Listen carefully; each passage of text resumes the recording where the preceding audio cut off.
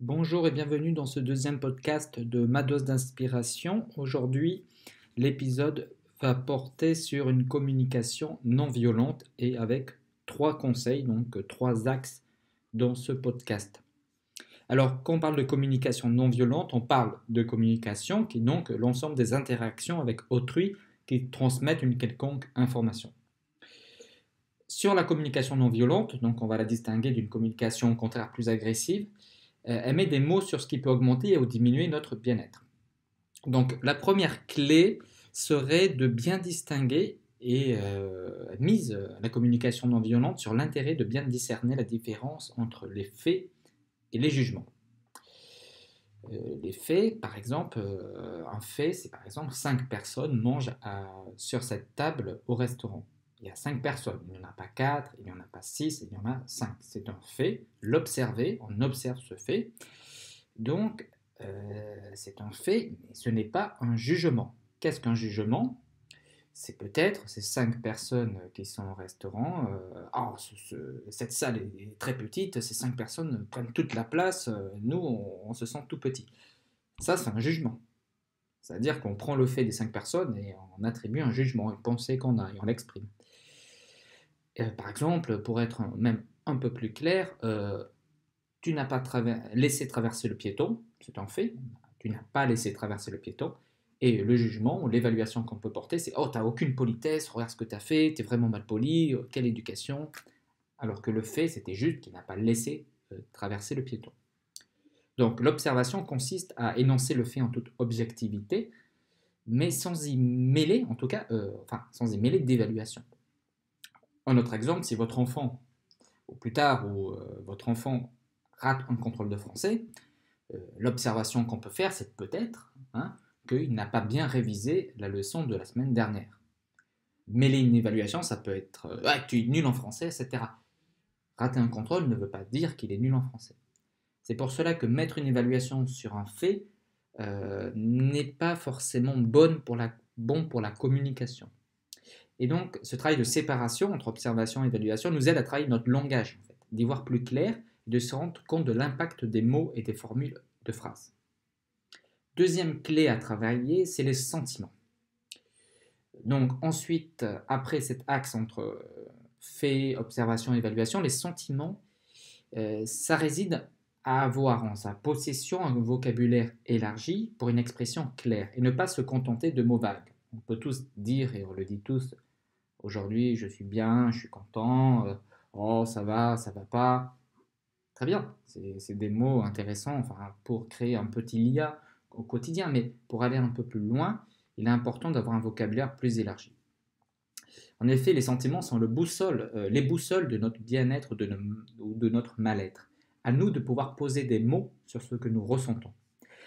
Sur l'article que j'ai écrit sur le blog à ce sujet, il y a une liste, un début de liste de vocabulaire, il en existe d'autres. Par exemple, je suis charmé aujourd'hui, je suis captivé, je me sens captivé, je me sens émerveillé. Au contraire, dans une non-satisfaction, ça peut être je me sens accablé, je me sens affligé.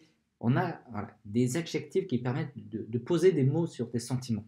Beaucoup plus que oui, je me sens bien ou je me sens pas bien. Et donc, on pourrait être plus à l'aise dans l'expression de ces sentiments.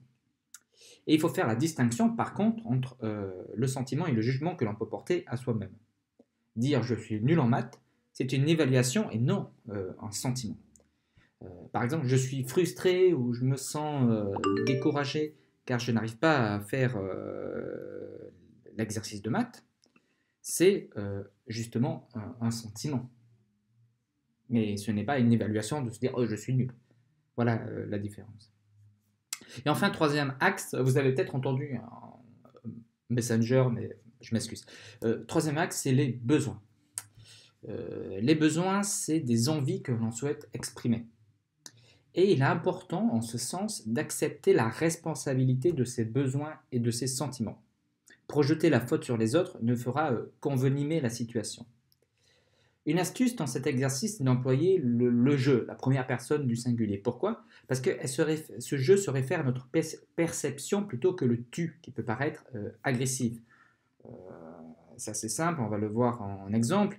Il est préférable de dire Ah, je me sens triste ce matin, ou un peu, un vocabulaire un peu plus élargi hein, qu'on a vu, où je me sens découragé ce matin parce que je voulais parler de choses qui me tiennent à cœur et je n'ai pas eu l'opportunité de le faire hier.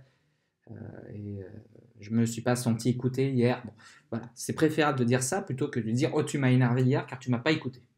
Évidemment, si on commence à dire ça, ça va moins le faire évidemment. Et donc prendre la responsabilité de ses besoins, c'est de dire donc je me sens joyeux, je me sens émerveillé aujourd'hui parce que j'ai bien dormi, etc. Je me sens dans un environnement confortable, etc. C'est plus agréable que de dire range tes affaires pour que l'environnement soit agréable. Donc vous voyez cette perception de dire tu pour parler directement aux autres et de prendre la responsabilité de se dire je me sentirais joyeux, enfin je me sentirais joyeux, je me sentirais apaisé peut-être de vivre dans un environnement un peu plus confortable, un peu plus rangé. Donc là, indirectement, on fait passer le message, mais en prenant compte de nos besoins à nous et pas en disant directement ah, tu devrais ranger, ça m'énerve un peu. Voilà. Voilà, c'est des petites différences de communication, mais qui permettent d'alléger, d'apaiser les interactions. Et donc, on a une liste de besoins qui peuvent aider à l'expression. On a des besoins d'autonomie, de rêve, de but, de valeur, de bien-être, d'abri, de contact, d'expression, de nourriture, de protection, de communication, la spiritualité et la beauté, d'épanouissement, d'authenticité, de créativité, d'intégrité, d'interdépendance, d'amour, de chaleur, de confiance, de réconfort. Et donc, en résumé, ces trois étapes finalement de cette communication non violente, ça a pour objectif d'exprimer nos besoins et nos sentiments sans employer de formules non plus abstraites et sans être agressives. Basé sur l'observation, en aidant autrui, ça lui fera réagir. Voilà, donc vous pourrez retrouver l'article dédié et ensuite, évidemment, si ça vous intéresse, allez creuser un peu plus. Hein. Le podcast a pour objectif d'avoir voilà, une petite capsule, une petite introduction à un sujet très vaste, mais permettant de réfléchir, etc. Donc ça, c'était le deuxième épisode.